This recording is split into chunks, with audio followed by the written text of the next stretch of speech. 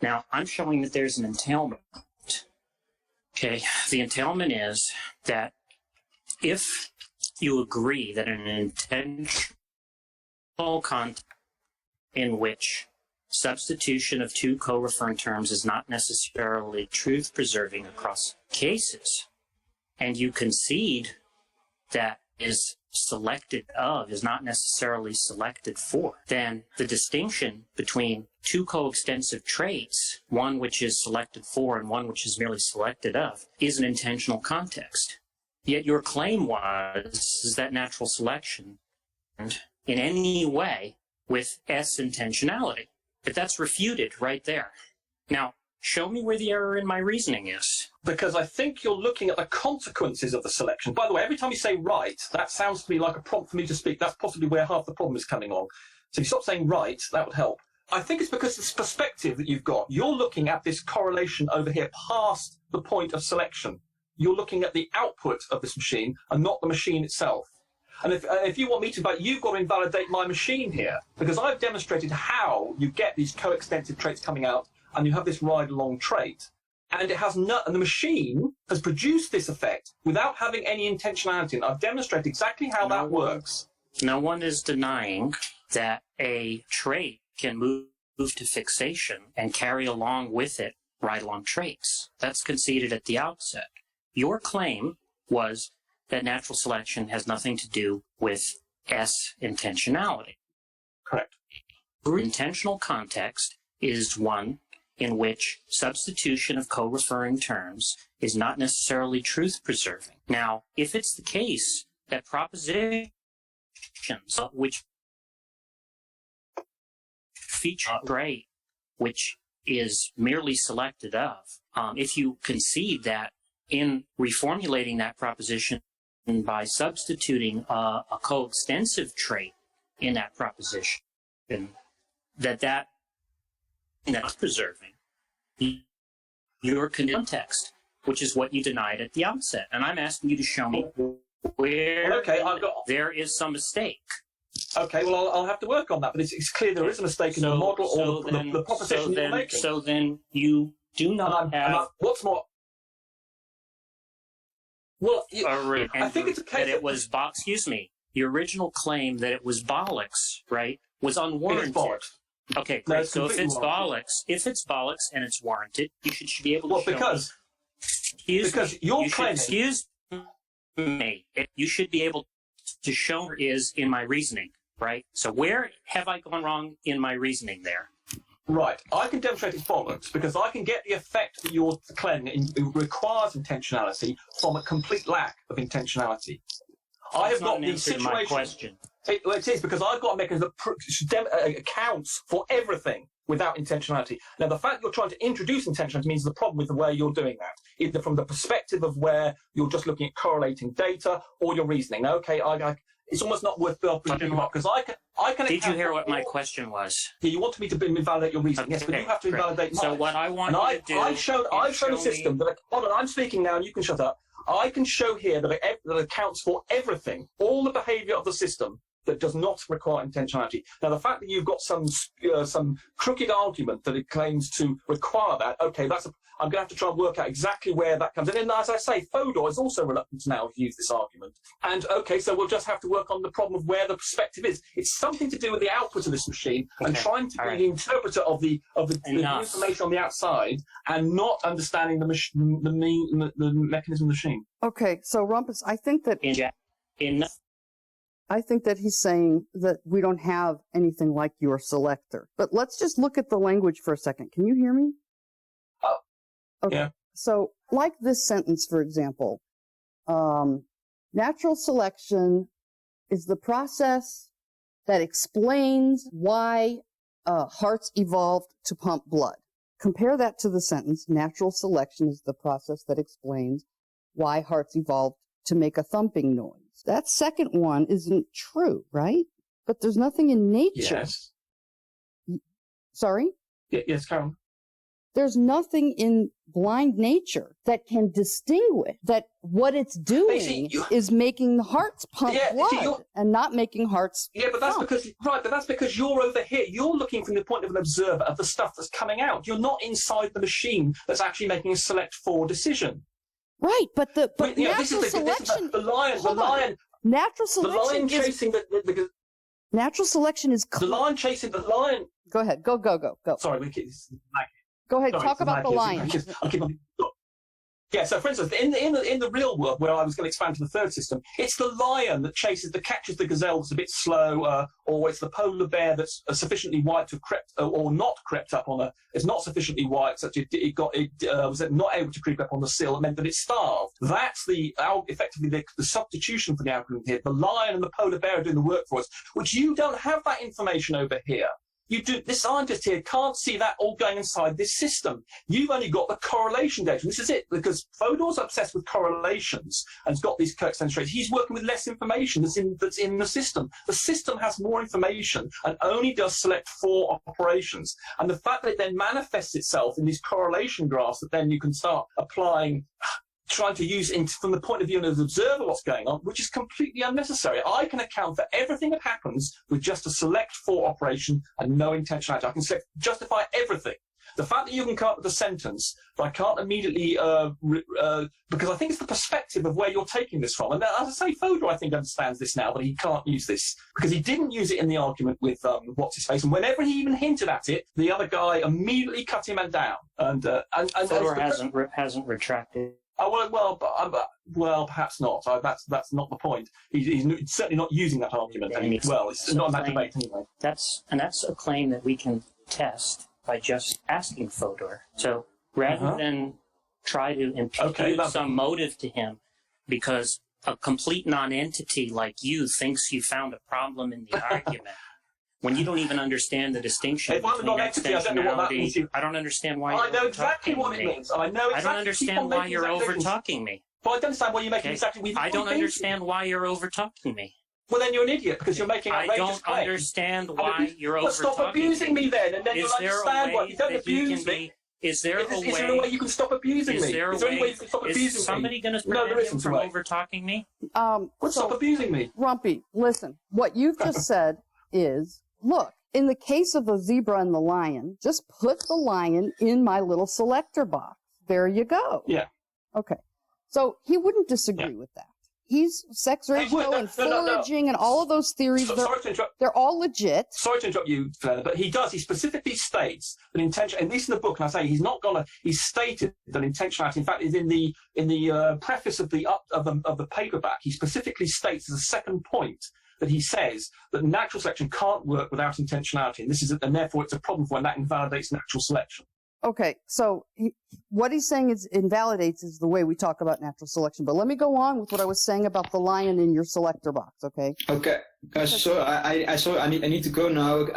I want to make a quick announcement that I will be making a post on the Great Bit community about my prediction. So if anybody has an objection, you can go there, post your objection. Is it all right? Yes. All right. Bye, everyone. Bye. Bye, Nestle. Bye. All right. All he's saying with respect to your lion thing is this act of putting the lion in the selector box there. That's fine. That's perfectly valid. And that predator-prey theory is a good theory. However, this idea of natural selection isn't anything like that. So some people make this argument that natural selection is sex ratio and predator-prey and foraging and all of those scientific things that we've come to figure out, and all of the mathematical models and statistical models and probabilities about populations and things like that, that all of that is just natural selection. And maybe that's the argument that you're wanting to make. So hold on, you're saying that natural selection doesn't invoke the idea of prey being able to catch predators, and that's the system, that's the mechanism by which it operates. You're saying, and the result. The key things happening, of course, in a system like this that I haven't yet described here, with like a game of life, is that you have resources that obviously the things are using, and then if they're prey or predator, then obviously the other systems, and so you're competing with other things of a similar type, and then you're then having to avoid being preyed upon, or you have to catch your prey. So those are the factors that you have have to include in there. And I think anybody who would describe natural selection would say that's the system. So I don't quite understand how lion cannot be the idea of a lion catching a gazelle or whatever. I think people. I mean, it seems to this definition what natural selection is. I mean, it seems that when Darwin defined it, he said those sorts of things were part of the natural selection theory, surely. I mean, it seems like sorry, there's a lag here. So for the natural selection is supposed to be this general theory that explains the causal relation between phenotypic traits that we obviously can tell are adaptive and the environment that somehow shaped those traits. But it doesn't really work. But it does the lion catching the gazelle. You need the lion and you need all those other things. So it's really true, I think, that this sort of sentence about natural selection, this global description about what's in operation, it is really just a description. And all the work that you're talking about that you could put in that selection box for any particular ecology, and that's another issue, is that it's really just little bits and pieces here and there. It's not, even with the lion idea, I don't think it's as broad or as general as we want before we call something a theory. Well, you accept, surely, Helena, that I could generate a software model in which I put in all the little animals. And instead of having an algorithm to select them, I just simply let the model carry on. And then with limited resources and predator-prey incorporation there, and then how the things took their resources, whether they're eating plants, and how well the plants also developed under the various pressures, I could encompass surely all of the factors. Well, obviously it's not quite as complicated as real life, but very close. I could come up with models, and this, of course, has been done. And to determine, but effectively the algorithm to select is the system. I don't know. I don't think so. I think that there's that's going to be an intuition, whether or not we really could narrow it down and get all these lists of everything that is required in an ecology and everything that, is possible as a phenotype and match them up so that there would be so that we could see law-like operations moving underneath. My intuition is we never could do that. But that is what he says you need. Let's suppose Go ahead. but if I came up with a model in software that did that and came up with showed that we modeled the genes and things, and we showed them going to fixation depending on the particular environment and all those interactions going on between the different things, would you accept that as that would happen in a model that I would have? Would you accept that could be done? I guess maybe because you would program it, right? But only with the properties of lions chasing up, predator prey eating, and plants evolving, and insects and things, and I would but I wouldn't put anything in there to specifically select. I'll just leave the system of where resources were used, things that ran out of resources died, and things that could catch their prey survived, and things that got caught didn't. And I'd only just put those rules in, but the actual selection that would occur, because for instance, there could be that particular environments like something with small animals going to go and hide in rocks, or if it was hot, then thin animals with thin legs, or if it was cold, then chunky animals would be preferred, or they could find resources or whatever. You could put a lot of that system, and you would see all this fixation of traits that would be useful to things in that model. And that doesn't represent real life exactly, but we could say, look, this is something that behaves in a very similar way, and we don't have all the detail of real life, but at least that would sort of reinforce the theory. Well, I don't know a lot about computer programming, but I would imagine you would have to, besides putting in, everything that the ecology looks like and all of the possible phenotypes, you would need some rule connecting them so that the computer program could work. Well, you have to have the variation, obviously, and how things mutate, and but the selection you could just simply do by something. You have to define what each animal needs to survive and breed. So, for instance, what input resources it would have to have available to it, like prey or something, vegetation, the amount of vegetation, and the nutrition of the vegetation, and how the vegetation grew, and the energy input of the sun, which was create the vegetation. So you could come up with some quite complicated models that behave and demonstrate some. For instance, if you decide to make the temperature very low, and you said that the physics of the situation was that you need more energy if your blood flows around the outside of your body, and therefore it would insulate itself against the environment. So you get all those sorts of traits coming out automatically from your model just by simply putting in those parameters. And there's no algorithm, and that would remove what I've got here as the algorithm from the system, which is what I was hoping to do later on, but I didn't get around to doing that. So with software, you can do quite a lot of that work, and you could come up with a model that at least resembles real life, and you would get all the sorts of selection effects, and the selection algorithm in effect would come through just just simply, just like a Formula One race. You could say just like a Formula One race, there's no algorithm there, but we can clearly see who comes first and who comes last, and effectively the ones who come last don't have any money and they get deleted from the race. Now you can surely see that even modelling a Formula One race, we can't do that now. In fact, there's a problem. Being able to make a prediction about who wins a Formula One race is problematic because it depends on the track, temperature, the tyres, the drivers, how twisty the track is, whether the engine's reliable. There's also millions of factors you have to put in. That's so complicated. We can't make predictions now. Okay. So it seems to. Yeah. It sounds like you're no longer talking about natural selection to me. I don't know. It is. I'm saying it's very close. I can model it. Sorry. Is there somebody who has? Go ahead. I hear somebody. Yeah, this could be a good point to bring up Ozzy's analogy, which I think might be a more useful direction rather than rehashing physical examples. Okay. Of natural selection. I don't know, whether that's good for you, Helena. Well, Ozzy's here. I'd like to hear, whether or not this analogy is a good solution. Let's use this Formula One thing, right? Where teams that don't put enough money in go out of business. I mean, that's kind of where I was going with it. Since Rumpus has brought that analogy up, are you there, Ozzy? Right, okay. We'll have to obviously give him some time. But there you go. I mean, Rumpus, let's just, rather than going through, I get what you're saying about the machines, etc. And I begin... Yeah, yes. I mean, do you accept, it should be obvious to everybody, it seems to me, that this machine accounts for all the behaviour of the system that we see in the real world. And the fact that Jack has got some intentionality, bit of philosophy that's absolutely irrelevant to the world is completely irrelevant. I could pull it apart and Stop. To say irrelevant is just using words which just don't have any relevance here. No, it was irrelevant, is it? Clearly, well, it's clearly relevant to something, right? Okay, what it's relevant to, that's really what we're trying to get to.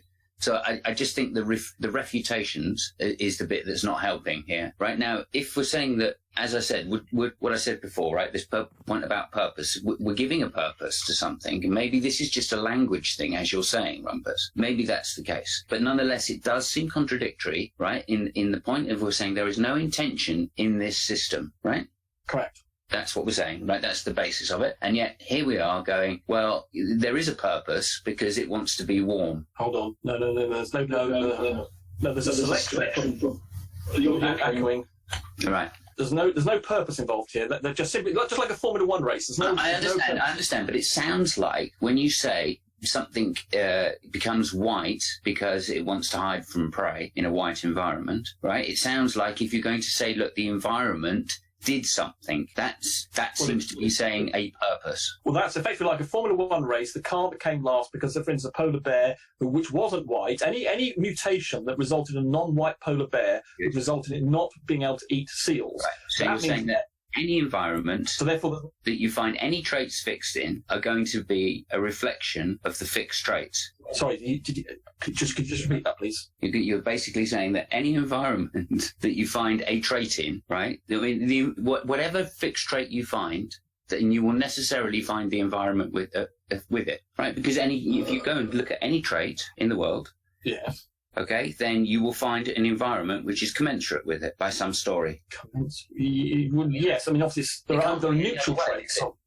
Couldn't be any other way. But otherwise, because you're saying, first of all, look, I'm looking for something which is selected for. Well, as I say, we've got coextensive traits coming out here, so we have traits that are appearing. But you are looking for traits. You are looking for the traits in the first place. You're going to say, look, I'm going to go and look for them. And because I'm saying, look, any trait you find is going to have an environment, then any environment you find, consequently, is going to have a trait. Right? Well, no, that ignores this way this machine works. It selects traits that are useful, and there are coextensive traits that come out of the system. So just by looking at so someone like Nestle would come along and see, as a researcher, he would say, oh, look, I've got these two traits. What are these? I'm going to have to try and work out what this machine was doing, what it was selecting for, even though I can see two traits. So just because the trait exists doesn't mean to say that it's been selected for. Well, it's not going to tell you.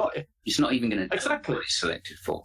So you just said that any trait you almost said that any trait that's in fixation is adaptive, and I'm saying no, because you can have what we've been discussing all along, these coextensive traits that do come along from right along. I don't deny their existence, but I'm just saying the mechanism for their appearing is all through select for. But you can't tell. You're either deciding what you're selecting for in advance. No, see, this is the point. This is what I think we're Fine. just. Hang on a minute. Let me just finish the sentence. Let me finish the sentence. You're either selecting in advance what your traits you're going to find, in effect, by saying, look, the environment is X, Y, Z, so I'm going to find these traits. If they're not present, you're going to explain them some other way, or the lack of those traits some other way. And if they are present, you're going to say, yeah, of course, it's confirmed. And either way, no, because round, you're never going to get an answer of actual confirmation. Because hold on, you made about 4 or 5 points there. One, there's no one. There is I'm not this system I've just described. It produces coextensive traits, so therefore you do not have. They're not all adaptive, so therefore one of your points that wasn't valid. But I'm saying there are some generalizations you can. Natural selection does whatever you. Half the problem is we see Jack's definition. I think Helena's as well was using the Fodor definition of what goes to fixation as being what natural selection is, and accounting for that. Oh, Jesus Christ! I'm going to have to go, unfortunately. Okay, sorry about that. Right. When I reread the title of Darwin's work, I kind of saw it because it makes it quite clear in old English that he means it to be this causal explanation. That's what it reads like. I'm not sure whether he means it. Let me rephrase that completely, because I don't even think he probably meant that. But nonetheless, it reads that way very clearly. And that does seem to me wrong, which is why Fodor's point needs to be understood very clearly. And I don't think it necessarily does anything like have any effect on evolution necessarily, or the presupposition that you need to. Again, for me, what it's saying is that natural selection is not this causal explanation. It's more of a way of saying that the predictions that you make are extremely limited.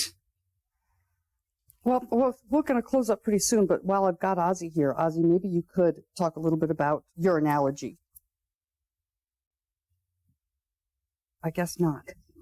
The other thing I'd like, if Jack's there, is to say, could you express your Fodor's objection in relation to Rumpus's example, which or Helena? It might be better for Helena to do it because I'm in a gallery. I think it'd be great for Jack to do it real quick. Can you hear me? Yes, we hear you very, very well. You're talking about the example that he put on the screen, or you're talking about his later example of constructing a computer program?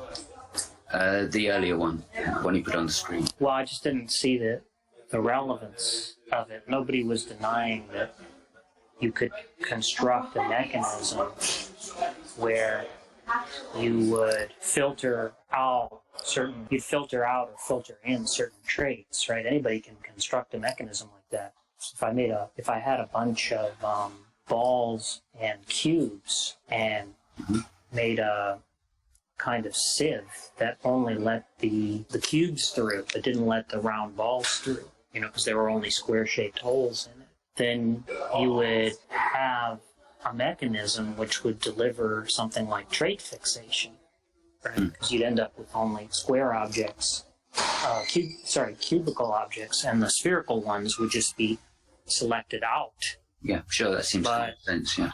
The problem is that if you had all those cubes be one color, like say red, and all the spheres were blue, the coextensive trait, the color, would be invisible to the mechanism. Yes. And so you wouldn't be able to tell whether it was for the shape or the color that it was. So, well, it's not. But he's not trying to raise an epistemic objection, right? He is saying that there is a way we could figure out which was, well, at least potentially. He doesn't think it's in principle impossible to figure out which is the trait that which was the trait that was causally responsible, because you could causally responsible for moving to fixation, because you could in theory deconfound the two coextensive traits and run an experiment or something. So he's granting that there is a distinction between selected for and selected of with respect to a given pair of traits that are coextensive. But the problem is that the mechanism, that distinction is invisible to the mechanism that's doing the selecting. And so, in fact, he wants to say there is no general mechanism that explains that. There's just different contingent explanations that will vary across environments. Okay, could I stop you there? Yeah. Okay, is there a limitation on the conditions of the environment, right? In other words, do they themselves form some general principle? Do they themselves have some general principle, i.e. any explanation we give in that realm? Well, I mean, have a there certain might, property? perhaps there are generalizations that are possible, but it seems very difficult because it just seems like for any trait that you can come up with, you can imagine an environment in which it would have a different Brilliant. contribution to reproductive efficiency, right? And even within the same environment, right? Sorry, Jack, if we say that in itself is a property, right? The property that it doesn't have this generalized principle, does that make any sense to you?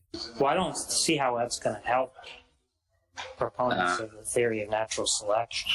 Okay, so what I'm saying is then that this lack of predictability is in itself some property which guarantees that this purpose way of talking about it. Oh, well. I was in the external chat. I didn't know how to get into the Hangout, even though I could hear it. I didn't know how to get back to it so that I could actually unmute myself. It'd be more Okay, interesting thanks. to talk about economics than natural selection right now for me. You mean my analogy? Personally, yeah. Oh, okay.